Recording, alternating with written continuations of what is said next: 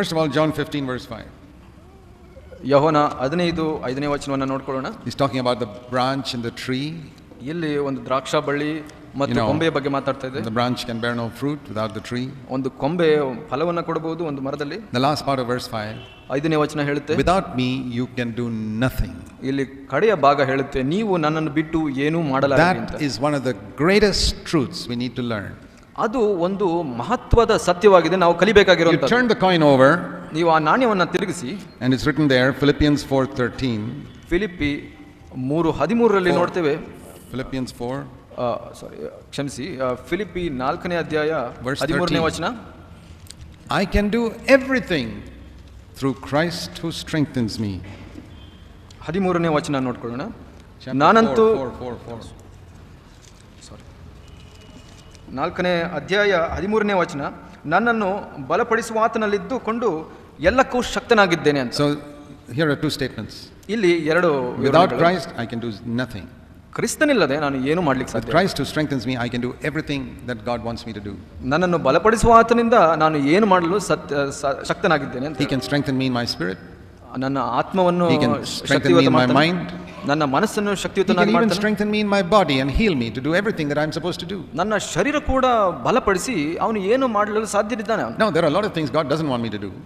ಬಹಳಷ್ಟು ವಿಷಯಗಳು ಕರ್ತನ ಮಾಡ್ಲಿಕ್ಕೆ ನಾನು ಮಾಡಬೇಕು ಅಂತ ಇಷ್ಟಪಡೋದಿಲ್ಲ. I'm not interested in doing those things. ಅದೆಲ್ಲ ನನಗೆ ಮಾಡ್ಲಿಕ್ಕೆ But whatever God wants me to do, ಆದರೆ ಯಾವುದೆಲ್ಲ ಕರ್ತನು ನಾನು ಮಾಡಬೇಕು ಅಂತ ಇಚ್ಛಿಸ್ತಾನೋ I can do it. ನಾನು ಮಾಡಬಹುದು. You must believe that. ಅದನ್ನ ನೀವು ನಂಬಬೇಕು. See, it doesn't mean that if Christ strengthens you, you'll be able to preach like me. ಇದರ ಅರ್ಥ ಇದಲ್ಲ, ನಿಮಗೆ ಕ್ರಿಸ್ತನ ಬಲಪಡಿಸ್ತಾನೆ ನಂತರ ನೀವು ಪ್ರಸಂಗ ಮಾಡ್ತೀರಾ. That's may not be your calling. ಅದು ನಿಮ್ಮ ಕರೆ ಆಗಿಲ್ಲದೆ ಇರಬಹುದು. See, in the body, ಶರೀರದಲ್ಲಿ the ear cannot see. ಕಿವಿ ನೋಡೋದಿಲ್ಲ. The eye cannot hear. ಕಿವಿ ಕೇಳಿಸ್ಕೊಳ್ಳೋದಿಲ್ಲ, ಕಣ್ಣು ಕೇಳಿಸ್ಕೊಳ್ಳೋದಿಲ್ಲ. The hand cannot walk. ಕೈ ನಡೆಯೋದಿಲ್ಲ. And the feet cannot pick up things like the hand can. ಕಾಲು ಕೈಯಲ್ಲಿ ವಸ್ತುಗಳನ್ನು ತೆಗೆದುಕೊಳ್ಳೋ ಹಾಗೆ ತೆಗೆದುಕೊಳ್ಳೋದಿಲ್ಲ. So each part has got a different function. ಪ್ರತಿಯೊಂದು ಅಂಗಾಂಗಕ್ಕೆ ಬೇರೆ ಕಾರ್ಯಗಳಿರುತ್ತೆ. If it's not paralyzed, ಅದಕ್ಕೆ ಒಂದು ಪಾರ್ಶ್ವವಾಯು ಹೊಡೆದಿಲ್ಲ ಅಂದ್ರೆ it can do everything God created it for.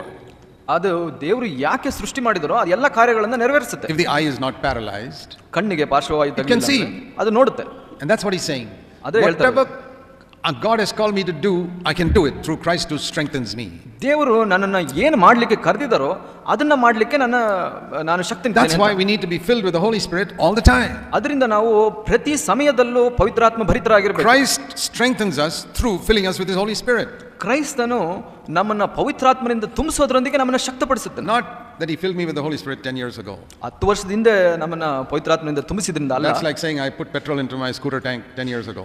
ಅದು ಹೇಳೋದು ಹೀಗೆ, ನಾನು ನನ್ನ ಸ್ಕೂಟರ್ಗೆ 10 ವರ್ಷದ ಹಿಂದೆ ಪೆಟ್ರೋಲ್ ಹಾಕಿದೆ ಅಂತ ಅನ್ಬಿಟ್ಟು ನಾನು ತುಂಬಿಸಿದೆ. I filled it. ನಾನು ತುಂಬಿಸಿದೆ. What's the use of that? ಅದರಿಂದ ಪ್ರಯೋಜನ scooter is not moving today because it's empty now. ಇವತ್ತು ಯಾಕೆ ಅದು ಮುಂದೆ ಹೋಗ್ತಾ ಇಲ್ಲ ಅಂದ್ರೆ ಅದು ಖಾಲಿ ಆಗಿದೆ. I need to have my tank filled all the time. ನಾನು ಯಾವಾಗಲೂ ನನ್ನ ಟ್ಯಾಂಕ್ ತುಂಬಿರಬೇಕು ಅಂತ ಬಯಸ್ತೇನೆ. And I can do everything that God wants me to do. ಅದರಿಂದ ನಾನು ಕರ್ತನು ಏನೆಲ್ಲ ಬಯಸ್ತಾನೋ ನಾನು ಮಾಡಬೇಕು ಅಂತ ಅದು ಮಾಡಲು ಶಕ್ತನಾಗಿದ್ದೇನೆ.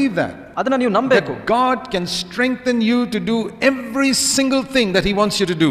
ನೀವು ಏನೆಲ್ಲ ಮಾಡಬೇಕು ಅಂತ ಆತ ಬಯಸ್ತಾನೋ ಆತನು ನೀವು ಮಾಡಲಿಕ್ಕೆ ನಿಮ್ಮನ್ನು ಬಲಪಡಿಸಲಿಕ್ಕೆ ಶಕ್ತನಾಗಿದ್ದಾನೆ. That was not possible under the Old Testament. ಅದು ಹಳೆ ಒಡಂಬಡಿಕೆಯಲ್ಲಿ ಸಾಧ್ಯ ಇರಲಿಲ್ಲ. But today, ಇವತ್ತು what does it say? Because he has known my name, I will set him on high.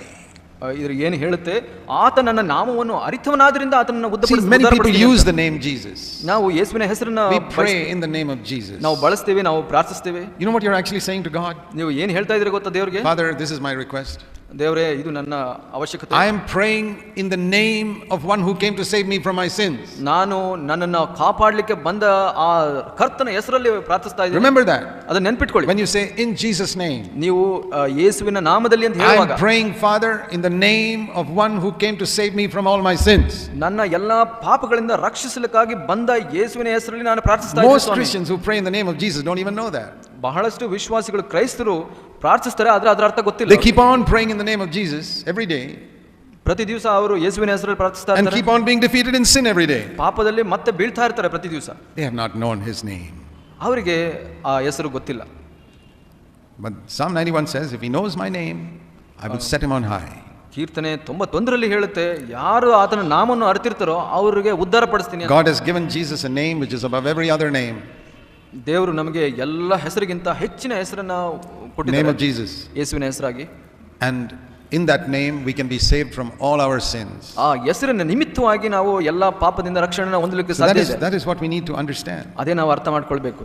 And that's a wonderful blessing God has given us in the new covenant. ಅದು ದೇವರು ಕೊಟ್ಟಿರುವಂತ ಅದ್ಭುತವಾದ ಒಂದು ವಾಗ್ದಾನವಾಗಿದೆ. See Romans chapter 8. ರೋಮ 8ರಲ್ಲಿ ನೋಡ್ಕೊಳ್ಳೋಣ. In Romans 8 Paul says ಪೌಲ ಹೇಳೋದನ್ನ ಇಲ್ಲಿ ನೋಡೋಣ. about two laws. ಎರಡು ನಿಯಮಗಳ ಬಗ್ಗೆ ಪೌಲನು ಹೇಳ್ತಾನೆ. In verse 2. ಎರಡನೇ ವಚನದಲ್ಲಿ One is the law of the Holy Spirit.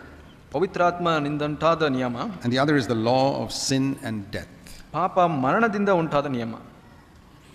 And this law of sin and death, ಈ ಒಂದು ಪಾಪ ಮರಣಗಳಿಗೆ ಕಾರಣವಾದ ನಿಯಮ he describes in verse 23. 23 chapter 7 verse 23. 7ನೇ ಅಧ್ಯಾಯ 23ರಲ್ಲಿ ಅದರ ಬಗ್ಗೆ ವಿವರಿಸ್ತಾರೆ. He says, I see a law in my members always warring against the law of my mind, making me a prisoner of the law of sin. ನನ್ನ 7ನೇ ಅಧ್ಯಾಯ 23ನೇ ವಚನ, ಅದು ನನ್ನ ಮನಸ್ಸಿನಲ್ಲಿರುವ ನಿಯಮಕ್ಕೆ ವಿರುದ್ಧವಾಗಿ ಕಾದಾಡಿ ನನ್ನನ್ನು ಸೆರೆ ಹಿಡಿದು ನನ್ನ ಅಂಗಗಳಿರುವ ಪಾಪದ ನಿಯಮಕ್ಕೆ ವಶಪಡಿಸುವಂತದ್ದಾಗಿದೆ ಅಂತ. See, the law of sin is exactly like the law of gravity. ಒಂದು ಪಾಪದ ನಿಯಮ ಯಾವುದಕ್ಕೆ ಹೋಲಿಸಬಹುದು ಅಂದ್ರೆ ಈ ಗುರುತ್ವಾಕರ್ಷಣ ನಿಯಮಕ್ಕೆ ಹೋಲಿಸಬಹುದು. The picture you have to see here is Paul trying to fly. ಇಲ್ಲಿ ನಾವು ಒಂದು ರೂಪಣೆ ಏನು ತಗೊಳ್ಬಹುದು ಅಂದ್ರೆ ಪೌಲ ಹಾರ್ಲಿಕ್ಕೆ ಪ್ರಯತ್ನ ಮಾಡಿದಾಗ, as he tries to fly he finds that gravity pulls him down. ಅವನು ಹಾರ್ಲಿಕ್ಕೆ ಪ್ರಯತ್ನ ಮಾಡುವಾಗ ಆ ಒಂದು ಗುರುತ್ವಾಕರ್ಷಣ ಶಕ್ತಿ ಎಳೆದು ಬೀಳಿಸಿಬಿಡುತ್ತೆ. You and I find that too. ಅದನ್ನ ನಾವು ಕೂಡ ನೋಡ್ತೀವಿ. You try to jump up, gravity pulls you down. ಆ ಒಂದು ಗುರುತ್ವಾಕರ್ಷಣ ಶಕ್ತಿ ನಾವು ಹಾರ್ಲಿಕ್ಕೆ ಪ್ರಯತ್ನ ಮಾಡಿದಾಗ ಎಳೆದು ಬೀಳಿಸುತ್ತೆ. However much you try to jump, it pulls you down. ನೀವು ಎಷ್ಟೇ ಪ್ರಯತ್ನ ಪಟ್ಟರು ನೀವು ಮತ್ತೆ ಬೀಳ್ತೀರಾ. Paul says sin is exactly like that in my body, the law of sin. ಪಾಪ, ಆ ಪಾಪದ ನಿಯಮ ನನ್ನ ಶರೀರದಲ್ಲಿ ಇರುವಂತದ್ದು ಹಾಗೇನೆ. You try jumping, you're pulled down. ನೀವು ಹಾರ್ಲಿಕ್ಕೆ ಪ್ರಯತ್ನ ಮಾಡ್ತೀರಾ, ಬಿದ್ದೋಗ್ಬಿಡ್ತೀರಾ. And you try to live a holy life, the law of sin pulls you down. ಈ ಪವಿತ್ರ ಜೀವಿತವನ್ನು ನಡೆಸಲಿಕ್ಕೆ ಪ್ರಯತ್ನ ಪಡ್ತೀರಾ, no, you try 100 times to jump, you get pulled down immediately. ನೀವು 100 ಸಲ ಪ್ರಯತ್ನ ಮಾಡಿದ್ರು ನಿಮ್ಮನ್ನ ಎಳೆದು ಬೀಳಿಸಿಬಿಡುತ್ತೆ. You try to live a holy life, you get pulled down. ನೀವು ಪವಿತ್ರ ಜೀವಿತವನ್ನು ನಡೆಸಲಿಕ್ಕೆ ಪ್ರಯತ್ನ ಮಾಡ್ತೀರಾ, ಈ ಪಾಪದ ನಿಯಮ ಬೀಳಿಸಿಬಿಡುತ್ತೆ ಎಳೆದು. He says something else has happened in verse 2 of chapter 8. 8ನೇ ಅಧ್ಯಾಯ 2ನೇ ವಚನದಲ್ಲಿ ಏನೋ ಒಂದು ಅದ್ಭುತ ನಡೀತು ಅಂತ ಹೇಳ್ತಾರೆ. Another law came into my life. ಯಾವುದೋ ಒಂದು ಹೊಸ ನಿಯಮ ನನ್ನ ಜೀವಿತದಲ್ಲಿ ಬಂತು. That set me free from the law of sin. ಅದು ನನ್ನನ್ನು ಪಾಪ ಮರಣಗಳಿಗೆ ಆ ನಿಯಮದಿಂದ ಬಿಡಿಸಿಬಿಡ್ತು ಅಂತ. You know, to use an example, ಇದಕ್ಕೆ ಒಂದು ಉದಾಹರಣೆ ಕೊಡಬೇಕು ಅಂದ್ರೆ, if God who gave the ability to these birds to fly ದೇವರು ಈ ಪಕ್ಷಿಗಳಿಗೆ ಹಾರುವ ಒಂದು ಸಾಮರ್ಥ್ಯವನ್ನು ಕೊಟ್ಟಿದ್ದಾರೆ ಅಂದ್ರೆ, could somehow put that ability inside me, ಆ ಸಾಮರ್ಥ್ಯವನ್ನು ನನ್ನಲ್ಲಿ ಕೂಡ ಹಾಕ್ಬಿಟ್ರೆ ದೇವರು, I can also fly. ನಾನು ಕೂಡ ಹಾರಬಹುದು. Because God is the one who created those birds. ಆ ಪಕ್ಷಿಗಳನ್ನ ಸೃಷ್ಟಿಸಿದವರು ದೇವರೇ ಅಲ್ವಾ? Every day you see those birds overcoming gravity and flying in the air. ನಾವು ಪ್ರತಿ ದಿವಸ ನೋಡ್ತೀವಿ ಈ ಪಕ್ಷಿಗಳು ಈ ಗುರುತ್ವಾಕರ್ಷಣ ಶಕ್ತಿಯನ್ನ ಜಯಿಸಿ ಮೇಲೆ ಹಾರೋದನ್ನ. How wonderful it is to be a bird. ಬಹಳ ಅದ್ಭುತವಾದದ್ದಲ್ಲ ಒಂದು ಪಕ್ಷಿ ಇರೋದು. See, when you come to a river, you're stuck. ಒಂದು ಕಾಲುವೆ ನೀರಿನಲ್ಲಿ ಹೋದ್ರೆ ಸಿಕ್ಕಾಕೊಂಡ್ಬಿಡ್ತೀರಾ. ನೀವು ಹೇಗೆ ದಡ ಪಾರ್ ಮಾಡ್ತೀರಾ? The bird it just flies over. ಆದ್ರೆ ಒಂದು ಪಕ್ಷಿ ಹಾರಿ ಹೋಗ್ಬಿಡುತ್ತೆ. You come to a mountain, ಒಂದು ಬೆಟ್ಟದ ಹತ್ರ ಬಂದಾಗ you can't do anything. ನೀವು ಏನು ಮಾಡ್ಲಿಕ್ಕೆ ಸಾಧ್ಯ ಇಲ್ಲ. The bird flies over. ಆದ್ರೆ ಒಂದು ಪಕ್ಷಿ ಹಾರಿ ಹೋಗ್ಬಿಡುತ್ತೆ. If you're riding a scooter, you come to a roadblock, you stop. ನೀವು ಸ್ಕೂಟರ್ ಹೋಗ್ತಾ ಇದ್ರೆ ಒಂದು ರಸ್ತೆ ತಡೆ ಬಂದ್ರೆ ನಿಂತೋಗ್ಬಿಡ್ತೀರಾ. But the bird flies over. ಆದ್ರೆ ಪಕ್ಷಿ ಹಾರಿ ಹೋಗ್ಬಿಡುತ್ತೆ. You're driving a scooter, there's a traffic jam, you're stuck for half an hour. ಒಂದು ಸ್ಕೂಟರ್ ಹೋಗ್ತಾ ಇದ್ರೆ ಟ್ರಾಫಿಕ್ ಜಾಮ್ ಆಗಿದೆ, ನೀವು ಅರ್ಧ ಗಂಟೆ ತಡೆದು the bird flies over. ಆದ್ರೆ ಪಕ್ಷಿ ಹಾರಿ ಹೋಗ್ಬಿಡುತ್ತೆ. It's wonderful to be a bird. ಒಂದು ಪಕ್ಷಿ ಆಗಿರೋದು ಬಹಳ ಅದ್ಭುತ ಅಲ್ಲ? And if there's an obstacle, it just flies over that. ಏನಾದ್ರೂ ಒಂದು ತಡೆ ಇದ್ರೆ ಅದ್ರ ಮೇಲೆ ಹಾರಿ ಹೋಗ್ಬಿಡುತ್ತೆ. This is how this law of the Spirit operates.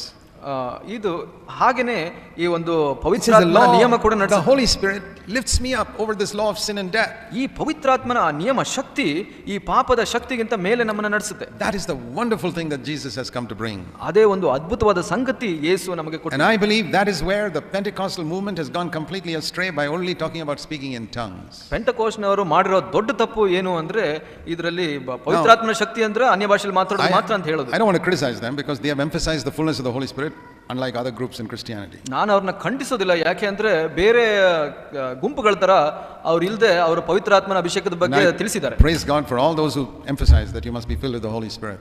ನಾನು ದೇವರಿಗೆ ಸ್ತೋತ್ರ ಮಾಡ್ತೀನಿ, ಯಾವ ಗುಂಪುಗಳೆಲ್ಲ ಪವಿತ್ರಾತ್ಮನ ಅಭಿಷೇಕದ ಬಗ್ಗೆ ತಿಳಿಸಿದ್ದಾರೆ. I say the law of the Spirit, he doesn't say the law of the Spirit made me speak in tongues. ಇಲ್ಲಿ ಆ ಒಂದು ಪವಿತ್ರಾತ್ಮನ ನಿಯಮ ನಾನು ಅನ್ಯ ಭಾಷೆಯಲ್ಲಿ ಮಾತಾಡಬೇಕು ಮಾಡ್ತು ಅಂತ Thank God for that gift. ಅದಕ್ಕೆ ನಾವು ಸ್ತೋತ್ರ ಮಾಡೋಣ. But the law of the Spirit made me free from the law of sin and death. ಪವಿತ್ರಾತ್ಮನ ನಿಯಮ ನನಗೆ ಪಾಪದ ನಿಯಮದಿಂದ ಬಿಡಿಸ್ತು. That is the meaning of knowing his name. ಅದೇ ಯೇಸುವಿನ ನಾಮವನ್ನು ಅರ್ಥ What is ಮಾಡಿಕೊಳ್ಳೋದು. the meaning of his name? ಏನು ಯೇಸುವಿನ ನಾಮ ಅರ್ಥ? ಆತ. He. ಆತ. He will save his people from their sins. ಆತ ತನ್ನ ಜನರನ್ನ ಪಾಪದಿಂದ ಬಿಡಿಸಿ ಕಾಯುವಾತನು. ಹೇಗೆ? By putting inside them his Holy Spirit. ಪವಿತ್ರಾತ್ಮನ ಶಕ್ತಿಯನ್ನ ಅವರಲ್ಲಿ ತುಂಬಿಸೋದ್ರ ಮೂಲಕ. The law of Moses was 10 commandments.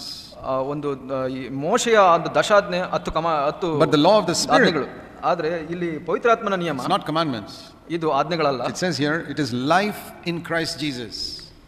ಇಲ್ಲಿ ಜೀವವನ್ನು ಉಂಟು ಮಾಡುವಂತ ಕ್ರಿಸ್ತನಲ್ಲಿ ಜೀವವನ್ನು ಉಂಟು The ಮಾಡುವಂತ life in Christ Jesus, that is the law of the Spirit. ಆ ಕ್ರಿಸ್ತನ ಜೀವವನ್ನು ಉಂಟು It's ಮಾಡುವಂತದ್ದಾಗಿದೆ. not a law of written commandments. ಇಲ್ಲಿ ಒಂದು ಬರೆದಿರುವಂತ ಒಂದು ಆಜ್ಞೆಗಳಾಗಿಲ್ಲ. The law of the Spirit is a life that comes into me. ಇದು ಆ ಒಂದು ಪವಿತ್ರಾತ್ಮನ ನಿಯಮ ನನ್ನಲ್ಲಿ ಬರುವಂತದ್ದು. The life. ಜೀವಿತ. That is the law of the Spirit. ಅದೇ ಒಂದು ಪವಿತ್ರಾತ್ಮನ A ನಿಯಮ. life like the life of the bird coming into me and lifting me up. ಆ ಒಂದು ಪಕ್ಷಿಯಲ್ಲಿ ಆ ಒಂದು ಜೀವ ಬಂದು ಹೇಗೆ ಮೇಲೆತ್ತುತ್ತೋ ಹಾಗೆ ಆ The ಜೀವ life ನನ್ನಲ್ಲಿ of ಬಂದು Christ Jesus comes into me through the Holy Spirit. ಆ ಪವಿತ್ರಾತ್ಮನ ಮೂಲಕ ಆ ಯೇಸು ಕ್ರಿಸ್ತನ ಜೀವಿತ ನನ್ನಲ್ಲಿ ಬಂದು ಮೇಲೆ ಎತ್ತುತ್ತೆ. What does the Holy Spirit bring into my life? ಪವಿತ್ರಾತ್ಮ ಏನು ನನ್ನ ಜೀವಿತದಲ್ಲಿ The ತಗೊಂಡು life of Jesus. ಆ ಒಂದು ಯೇಸುವಿನ ಜೀವವನ್ನು The ನನ್ನಲ್ಲಿ same ತುಂಬಿಸಿದ. life that enabled him to overcome sin can enable me now to overcome sin. ಯೇಸುವಿನಲ್ಲಿ ಯಾವ ಶಕ್ತಿ ಯಾವ ಜೀವ ಅವನಲ್ಲಿ ಆ ಪಾಪದಿಂದ ಜಯಗಳಿಸಲಿಕ್ಕೆ ಸಹಾಯ ಮಾಡ್ತೋ ಅದೇ ಜೀವ ಶಕ್ತಿ That's ನನ್ನಲ್ಲಿ why ಬರುವಂತದ್ದು. when a man says I'm filled with the Spirit but I'm defeated by sin, I said how can that be? ಅದಕ್ಕೆ ನಾನು ಹೇಳ್ತೀನಿ, ಒಬ್ಬ ಮನುಷ್ಯ ನಾನು ಪವಿತ್ರಾತ್ಮನ ತುಂಬಿದ್ದೀನಿ ಆದ್ರೆ ಪಾಪದಲ್ಲಿ ಬೀಳ್ತೀನಿ ಅಂತ ಹೇಳಿದ್ರೆ ಅದು ಹೇಗೆ ಸಾಧ್ಯ ಅಂತ ಕೇಳ್ತೀನಿ. That's like saying I got the life of the bird but I can't fly. ಅದೇ ಹೇಳೋದು ಹೇಗೆ ಅಂದ್ರೆ ನನಗೆ ಪಕ್ಷಿಯ ಜೀವಿತ ಇದೆ ಆದ್ರೆ ನನಗೆ ಹಾರ್ಲಿಕ್ಕೆ ಆಗೋದಿಲ್ಲ ಅಂತ. How can that be? ಅದು ಹೇಗೆ ಸಾಧ್ಯ? You know, a lot of people have doctrine but they don't have power. ಬಹಳಷ್ಟು ಜನಕ್ಕೆ ಸಿದ್ಧಾಂತ ಇದೆ ಆದ್ರೆ ಅವ್ರಿಗೆ ಶಕ್ತಿ ಇಲ್ಲ. Has a hen got wings? ಒಂದು ಕೋಳಿಗೆ ರೆಕ್ಕೆಗಳಿದೆಯಾ? Yes or no? ಹೌದಾ ಇಲ್ವಾ? Can it fly? ಆದ್ರೆ ಅದು ಹಾರುತ್ತಾ? No. ಇಲ್ಲ. This is exactly how many Christians are. ಬಹಳಷ್ಟು ಕ್ರೈಸ್ತರು ಕೂಡ ಹಾಗೆ. All the doctrine is there.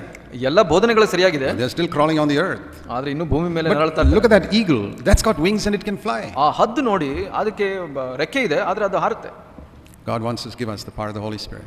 ದೇವರು ಆ ಪವಿತ್ರಾತ್ಮನ ಶಕ್ತಿಯನ್ನು ಕೊಡಲಿಕ್ಕೆ ಬಯಸ್ತಾರೆ. Let's pray. ಪ್ರಾರ್ಥಿಸೋಣ. Heavenly Father, ಪರಲೋಕ ತಂದೆಯವರೇ, it's so easy to understand things in our head. ನಮ್ಮ ಮನಸ್ಸಿನಲ್ಲಿ ಬುದ್ಧಿಯಲ್ಲಿ ಈ ವಿಷಯಗಳನ್ನು ತಿಳ್ಕೊಳ್ಳೋದು ಬಹಳ ಸುಲಭ ಸ್ವಾಮಿ. Lord, bring reality into our life. ನಮ್ಮ ಜೀವಿತದಲ್ಲಿ ಆ ನೈಜತ್ವವನ್ನು ನಿಜವನ್ನ ತಂದು ಕೊಡು. Where sin has no power over us. ಪಾಪ ನಮ್ಮ ಮೇಲೆ ಅಧಿಕಾರವೇ ಇಲ್ಲದೆ ಇರುವಂತ ಜೀವಿತವನ್ನು ಕೊಡು ಸ್ವಾಮಿ. We pray in Jesus' name. ಯೇಸುವಿನ ನಾಮದಲ್ಲಿ ಬೇಡ್ತೀವಿ. Amen.